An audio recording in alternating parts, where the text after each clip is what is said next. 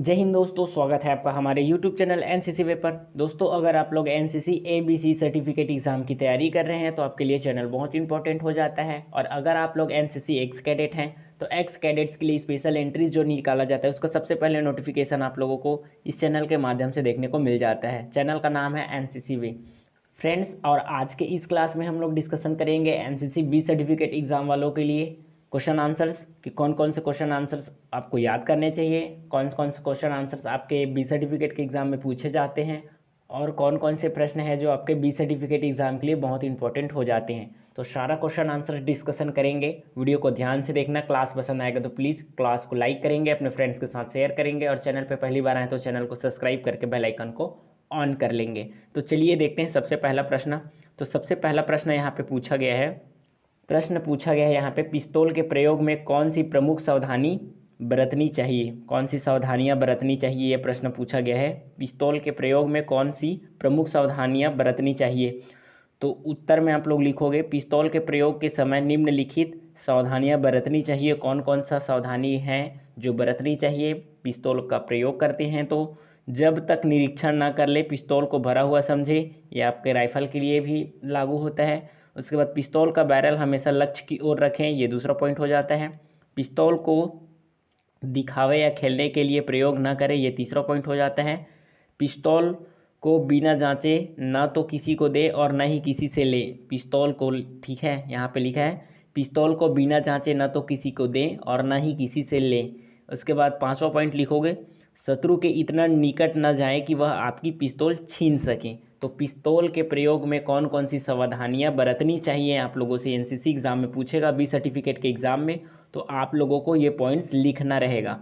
फिर देखते हैं नेक्स्ट प्रश्न। तो नेक्स्ट प्रश्न पूछा गया है यहाँ पे, रात्रि मार्च चार्ट बनाते समय कौन कौन सी सावधानियां बरतनी चाहिए?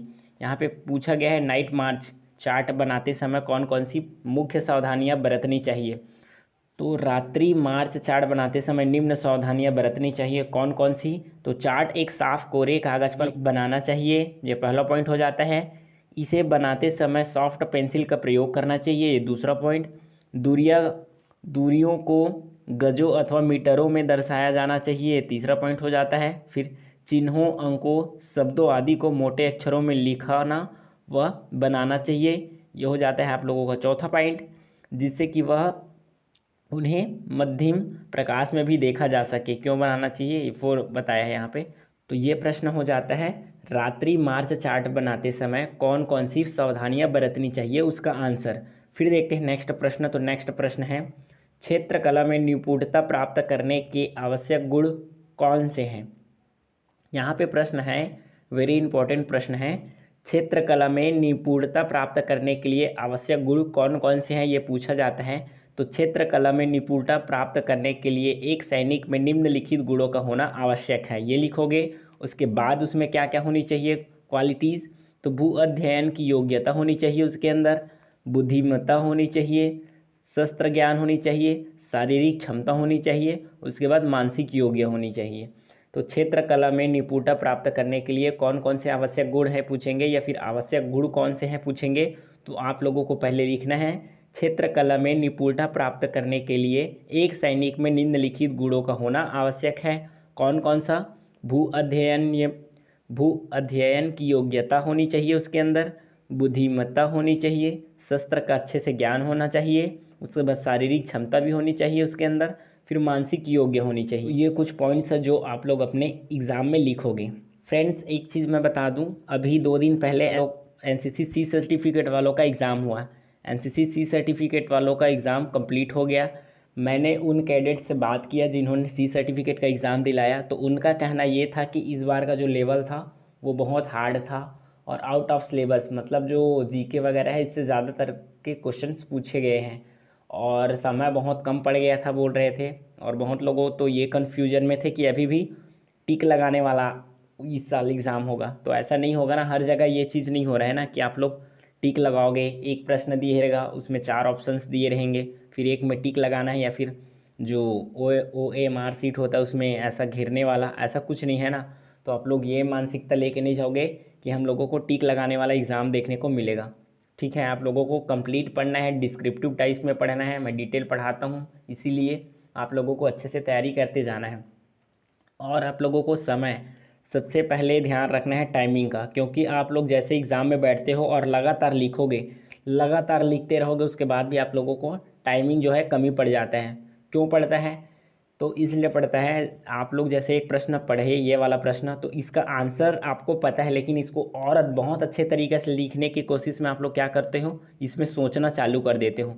तो आप लोगों को सोचना नहीं है, आपको ए ग्रेड लाना है। तो सबका आंसर कम समय में सटीक और सटीक आंसर ही लिख के जल्दी से पहला प्रश्न कंप्लीट करना है। फिर ये प्रश्न आए, इसको पढ़ लिए, इसको भी कंप्लीट करना है, मतलब कंप्लीट करते ही जाना है, ठीक है। तो इस प्रकार से कुछ स्ट्रेटेजी आप लोगों को बना के जाना है आपके बी सर्टिफिकेट एग्ज़ाम में, ताकि आप लोग अपना समय जो है वो अच्छे से मेंटेन कर पाओ। और जो गलती सी सर्टिफिकेट वालों ने किया है कि प्रश्न छोड़ के आए हैं, तो आप लोगों को प्रश्न छोड़ के आना ही नहीं है। अगर आप लोग प्रश्न छोड़ के आते हो तो ए ग्रेड आएगा ही नहीं। आप लोग पूरा सारा क्वेश्चन अटेम्प्ट करोगे तभी तो उम्मीद कर सकते हो कि ए ग्रेड आएगा, ठीक है। तो आपको ए ग्रेड लाना है तो अच्छे से पढ़ना होगा, और अच्छे से पढ़ोगे तभी आप लोगों का ए ग्रेड आएगा। फिर देखते हैं नेक्स्ट क्वेश्चन। तो नेक्स्ट क्वेश्चन है, एक उत्तम गांठ की क्या विशेषताएं हैं। यहाँ पे प्रश्न पूछा गया है, एक उत्तम गांठ की क्या विशेषताएं होती हैं। प्रश्न पूछा गया है, एक उत्तम गांठ की क्या विशेषताएं होती हैं। तो उत्तम गांठ, एक उत्तम गांठ की क्या विशेषताएं होनी चाहिए। तो गांठ इतनी मजबूत लगानी चाहिए कि वह खींचने अथवा दबाव से स्वयं न खुले और न ही अपने से खिसके। ये लिखोगे पहला पॉइंट। गांठ जिस उद्देश्य से लगाई जाए वह उसके अनुरूप और कारगर होनी चाहिए। दूसरा पॉइंट लिखोगे, उद्देश्य अथवा कार्य पूरा हो जाने पर गांठ को खोलना भी सरल होना चाहिए। तो ये एक उत्तम गांठ की विशेषताएं हो जाते हैं। फिर देखते हैं नेक्स्ट प्रश्न। फ्रेंड्स, अगर आप लोगों को आज का क्लास पसंद आ रहा है तो आप लोगों से एक छोटा सा रिक्वेस्ट रहता है, क्लास को लाइक कर दिया करो और अपने फ्रेंड्स के साथ शेयर कर दिया करो। यही एक छोटा सा रिक्वेस्ट रहता है। चैनल का नाम है एनसीसी। को एनसीसी ABC सर्टिफिकेट एग्ज़ाम की तैयारी कराया जाता है। अगर आपके पास एनसीसी का ABC सर्टिफिकेट है, अगर आप लोग कोई गवर्नमेंट जॉब का वैकेंसी आता है उसमें अप्लाई करने जाते हो, तो एनसीसी कैडेट्स को कितना प्रेफरेंस दिया जा रहा है या फिर कौन से गवर्नमेंट जॉब में कितना बोनस मार्क्स दिया जा रहा है, इसका भी नोटिफिकेशन आप लोगों को इस चैनल के माध्यम से देखने को मिल जाता है। फिर देखते हैं नेक्स्ट प्रश्न। तो बारूदी सुरंग बिछाने की दो प्रमुख विधियां कौन सी हैं। प्रश्न पूछा गया है यहाँ पे, बारूदी सुरंग बिछाने की प्रमुख दो विधियों का नाम बताना है, कौन कौन से हैं। तो आप लोग अपने हैंडबुक में कौन कौन सा मेथड पढ़े हो। तो पहला पढ़े हो स्ट्रिप मेथड, उसके बाद स्कैटर्ड मेथड। कौन कौन सा? पट्टी विधि और दूसरा होता है छिड़काव विधि। तो बारूदी सुरंगें बिछाने की दो विधियाँ, दो प्रमुख विधियाँ या फिर दो मुख्य विधियाँ कौन कौन से हैं? पट्टी विधि, उसके बाद छिड़काव विधि। अब पट्टी विधि को कैसे लगाते हैं या फिर कैसे अपनाते हैं। तो इस विधि में प्रायः एक मध्य रेखा के दोनों ओर समान दूरी पर, कितना? तो 1 गज पर माइंस बिछाई जाती है। कितने गज पर? 1 गज पर। पट्टी विधि में खाली स्थान गज पर माइंस बिछाई जाती है। प्रश्न बन गया आपके फिल इन द ब्लैंक्स के लिए, ठीक है। या फिर स्ट्रिप मेथड में खाली स्थान दूरी पर माइंस बिछाई जाती है, तो 1 गज पर, ये लिखना है आप लोगों को। उसके बाद दूसरा पॉइंट है छिड़काव विधि, जिसको हम लोग स्कैटर्ड मेथड बोलते हैं। इस विधि में प्रायः बिना किसी नाप तोल के माइंस बेतरतीब बिछाई जाती है। तो ये प्रश्न हो जाता है बारूदी सुरंग बिछाने की प्रमुख विधियाँ कौन कौन सा? पट्टी विधि और दूसरा होता है छिड़काव विधि। फिर देखते हैं नेक्स्ट प्रश्न। तो नेक्स्ट प्रश्न है, संचार की प्रमुख विधियाँ कौन कौन सी हैं। यहाँ पे प्रश्न पूछा गया है संचार की प्रमुख विधियाँ कौन कौन सी हैं। तो सेना में संचार की विभिन्न विधियाँ इस प्रकार हैं, कौन कौन सा? सांकेतिक भाषा के द्वारा, उसके बाद ध्वनि माध्यम द्वारा, लिखित संदेश द्वारा, धावकों और संदेहवाहकों द्वारा, उसके बाद लाइन कम्युनिकेशन, रेडियो कम्युनिकेशन। तो ये कुछ संचार की प्रमुख विधियां हैं जिसको आप लोग अपने एनसीसी के बी सर्टिफिकेट एग्ज़ाम में लिखोगे। अगर आप लोगों से पूछा जाता है कि संचार की प्रमुख विधियां कौन कौन सी हैं, तो आप लोगों को बताना है सेना में संचार की विभिन्न विधियां इस प्रकार हैं, कौन कौन सा? सांकेतिक भाषा द्वारा, ये लिखोगे पहला। उसके बाद ध्वनि माध्यम द्वारा दूसरा, तीसरा लिखोगे लिखित संदेश द्वारा, उसके बाद धावकों और संदेश वाहकों द्वारा, ये लिखोगे। उसके बाद लाइन कम्युनिकेशन, ये लिख दोगे। उसके बाद रेडियो कम्युनिकेशन। तो ये कुछ पॉइंट्स हैं जो आपको अपने एग्जाम में लिखना होगा। फिर देखते हैं नेक्स्ट प्रश्न। तो कैडेट्स को साहसिक प्रशिक्षण से क्या लाभ प्राप्त होते हैं, ये प्रश्न पूछा गया है। एनसीसी कैडेट्स को साहसिक प्रशिक्षण से क्या लाभ होते हैं या फिर क्या लाभ प्राप्त होते हैं, तो आप लोगों को बताना है। एनसीसी कैडेट्स को साहसिक प्रशिक्षण व क्रियाकलापों से अनेक लाभ होते हैं। इनमें से कुछ मुख्य लाभ इस प्रकार हैं। कौन कौन सा? तो इनमें कैडेट्स का चारित्रिक विकास होता है, ये पहला पॉइंट लिखोगे। फिर इससे कैडेट्स कष्टों का सामना करना सीखते हैं, ये दूसरा पॉइंट लिखोगे। फिर तीसरा पॉइंट लिखोगे, इससे कैडेट्स में धैर्य, सहिष्णुता और साहस की भावना जागृत होती है, ये तीसरा पॉइंट लिखोगे।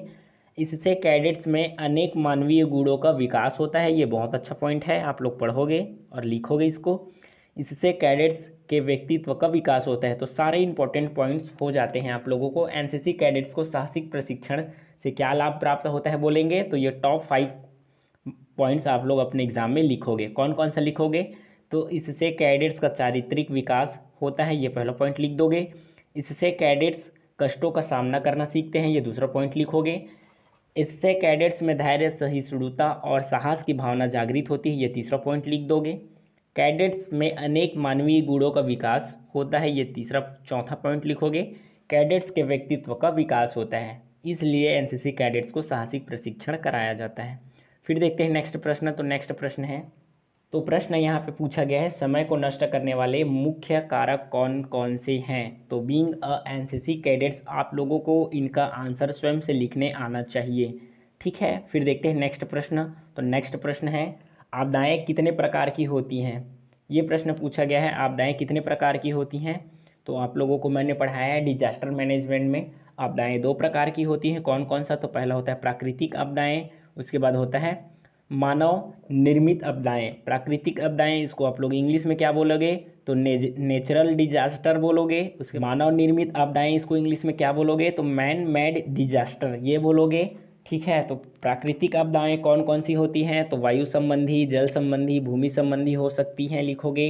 उसके बाद मानव निर्मित कौन कौन से हैं? तो यातायात दुर्घटना मानव के द्वारा किया जाता है, आग लगाने का काम मानव के द्वारा किया जाता है, आतंकवादी गतिविधियां भी मानव के द्वारा किया जाता है। फिर देखते हैं नेक्स्ट प्रश्न। तो नेक्स्ट प्रश्न है, कैंसर या कर्क रोग के प्रमुख कारण क्या हैं? कैंसर के प्रमुख कारण निम्नलिखित हैं। कौन कौन से चीज़ों से आप लोगों को कैंसर हो सकता है ये बताना है। तो तंबाकू, गुटखा, पान मसाला, सुपारी, सिगरेट तथा शराब आदि का सेवन करने से कैंसर या कर्क रोग हो सकता है। अत्यधिक मोटापा एवं वसायुक्त आहार लेने से भी आप लोगों को कर्क रोग या कैंसर हो सकता है। धुआं, प्रदूषण एवं रासायनिक पदार्थ। तो ये कुछ पॉइंट्स हैं जिसको आप लोगों को एनसीसी एग्जाम में लिखना होगा। उसके बाद प्रश्न आता है स्टेन गन, जिसको हम लोग बोलते हैं कार्बाइन। कार्बाइन की मुख्य विशेषताएं कौन कौन सी हैं? स्टेन गन की प्रमुख विशेषताएं कौन कौन सी हैं पूछेंगे, या फिर कार्बाइन की मुख्य विशेषताएं कौन कौन सी हैं पूछेंगे। तो आप लोगों को इनका प्रॉपर्टीज़ बताना होगा। कार्बाइन की मुख्य विशेषताएं निम्न है, कौन कौन सा? तो सबसे पहले आप लोग इसका वजन बता सकते हो, 6.5 पाउंड में बताओगे, या फिर किलोग्राम में बताना है तो 2.9 किलोग्राम। उसके बाद इसके बैरल की व्यास बताओगे तो 9 mm। उसके बाद रेंज अधिकतम में कितना? तो 100 गज। उसके बाद रेंज ऑन ड्यूटी तो 30 गज लिखोगे। मजल वेलोसिटी कितना होता है? तो 1200 फुट प्रति मिनट, ये लिखोगे। मैगजीन की क्षमता कितनी होती है? तो 30 राउंड होता है। तो ये कुछ पॉइंट्स हैं जिसको आप लोगों को लिखना होगा। प्रश्न क्या पूछा गया था? कार्बाइन की मुख्य विशेषताएं कौन कौन सी हैं? तो कार्बाइन के बारे में जितना आप लोगों ने पढ़ा है वही आप लोगों को बता देना है। क्या क्या जब पढ़े हो, जैसे कि इसका वज़न तो पाउंड में पढ़े हो तो आप लोग ठीक है पाउंड में लिख सकते हो। पाउंड में क्या लिखोगे? 6.5 पाउंड, या फिर किलोग्राम में लिखना चाहोगे तो 2.9 किलोग्राम। उसके बाद इसके बैरल की व्यास कितनी होती है? तो 9 mm, ये लिखना है। उसके बाद इसकी अधिकतम रेंज कितनी होती है? तो 100 गज लिखोगे। रेंज ऑन ड्यूटी कितना? तो 30 गज लिखोगे। उसके बाद मजल वेलोसिटी कितना होता है? तो 1200 फुट प्रति मिनट, ये लिखोगे। उसके बाद राउंड की क्षमता मतलब मैगजीन की कितनी क्षमता होती है? तो 30 राउंड। तो ये हो जाता है कार्बाइन की प्रमुख विशेषताएं या फिर मुख्य विशेषताएं। फिर है फ्रेंड्स, यहाँ से होता है आज का क्लास कंप्लीट। आई होप आप लोगों को इस क्लास के माध्यम से कुछ सीखने को मिला।